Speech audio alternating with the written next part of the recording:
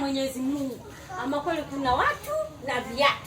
Umekaa mwenyewe unakaa bali mguu muangalie kazi ya kumfilisika kangu mwana Isaya wewe wakati ya Julai sio kwa na haya. Mbona gani kuniambia sasa? Tunachotaka mtoto, una kazi tu ya kufakamia matonge, unadhani ndugu zake hatuna hizo hadi za kuja hapa kula. Hivi kwa nini usipambane na ndoa yako hapo uniachie wewe? Ndoa yangu nayo na ninatamba nayo na watoto nimetotoa. Je, wewe hata kumfilisika kangu, nisikilize mwanamke.